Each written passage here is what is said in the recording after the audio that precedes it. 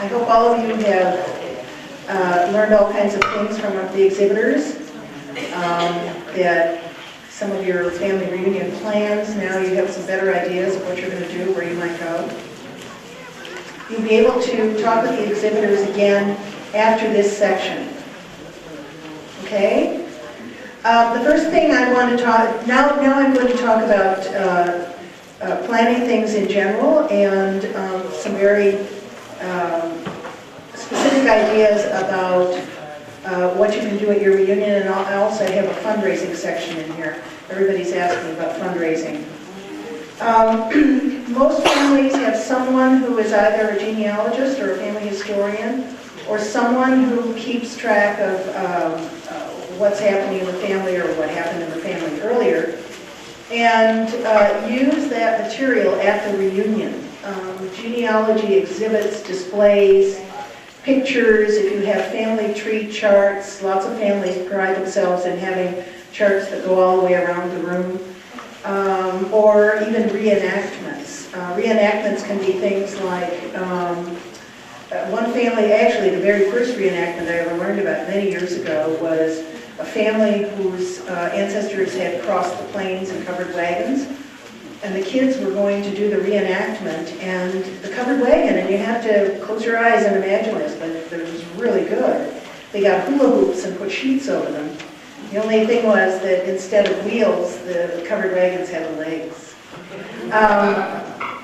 But all of the stuff that oftentimes the reunion is started by the genealogist, because when you find, you make these great finds of your ancestors, you need someone to share them with, and obviously a family reunion is a captive audience. And the one thing that everybody in the family has in common is this relationship to the genealogy of the family. In this particular, I just want to tell you a little bit about the pictures here. I don't know how clear they are for most of you. The top is an exhibit of family documents. They've done, like old marriage licenses and citizenship papers and things like that. And this happens to be the same family reunion. And they have, their reunion is in a huge pole barn that's built for this purpose. The barn holds antique cars and boats and airplanes in the wintertime, then they clear out in the summertime and they use this barn for their reunion.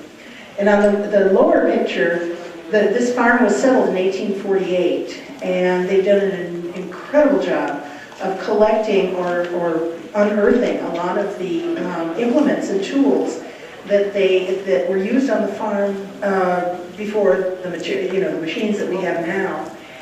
And I'm always astounded at how popular that is.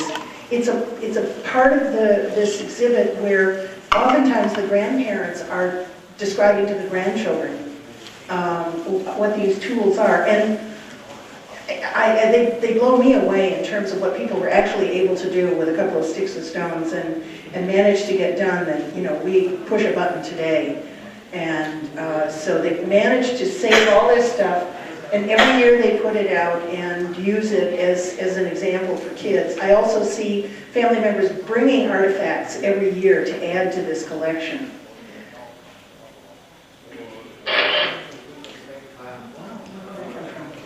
Oftentimes families will have classes or workshops themselves. Many families will talk about health issues, particularly if there's some diseases or conditions that are hereditary, and you can easily tell if great-grandma had it and grandma had it, and now someone else is getting it in the family. It's not a bad idea to use the family reunion as an opportunity to talk about some health conditions and to educate your family. If you have nurses or doctors in your family, ask them to help. But many insurance companies and many of the organizations that specialize in these things will send someone to speak. The Stroke Association has a family reunion program. Let's see, there's several of them right now. They're on our website, which, in fact, we have a big freebie page on our website, all the kind of stuff you can get free. And there's a section called Health. And in that section, the different health organizations that do provide information for family reunions. And oftentimes, if they do have a chapter or a unit close to where your reunion is, they will send somebody. If you have any HMOs left, oftentimes HMOs have a speakers bureau, and they will send somebody out to talk about health issues with the family. The other thing that I see a lot of families doing is if there's someone in your family who is a financial planner or a stockbroker or is in the financial industry somehow, not the stuff we keep hearing about, the bad stuff, but the good stuff, have someone talk with your family about that. The benefit for that person doing it is that they might get some customers out of it. And that's usually the reason they go to speak anyway, is hoping to get customers. Anyone in your family who is in a profession that could do that kind of thing, it's not a bad idea to let them talk to the family and see if maybe family members can't use them. Since people are selling and needing customers, why not the family? Demonstrations could be things like any of the tools that I had on earlier where people show people how to use them.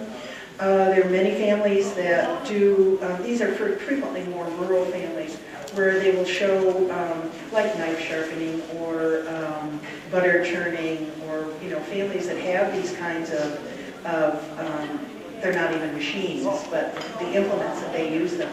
But demonstrating to people what things were like. Part of what's happening at a family reunion is celebrating your history, and you can celebrate your history in some of these ways as well. Tours, we were talking about tours. Now, here I'm talking about tours that are very specific to your family. Going to family sites where oftentimes the family settled someplace and there's nobody there anymore. Oftentimes people will have a reunion there and go and see the schools they went to, the churches they attended, and houses they lived in, of course. I've often heard of families going someplace and just knocking on someone's door. You should probably do this ahead of time, and say, my grandparents lived in this house and our family reunion is coming here. Could we come and at least see the house from the outside? Would you object to a bus pulling up with 45 people on it? But people are very generous that way. If they, think about it yourself for your own house. If someone came and said, my grandmother lived in this house, would you be flattered that they would like to see the house or not? Cemeteries, and as we get older, we think of cemeteries in rather macabre ways, but it's not a bad idea to introduce kids to cemeteries as youngsters so that they can respect not only the purpose of the cemetery, but the fact that it's there and that they have ancestors living there. We don't have the tradition anymore of family cemeteries, or rarely family cemeteries. But if your family does have a family cemetery someplace, it might be an idea to build a reunion around going there and then telling the stories of the people who are buried there. Obviously, for any place that you go for your reunion, if you can fit in some local attractions, particularly for the people who are coming from out of town, you can do those kinds of tours as well.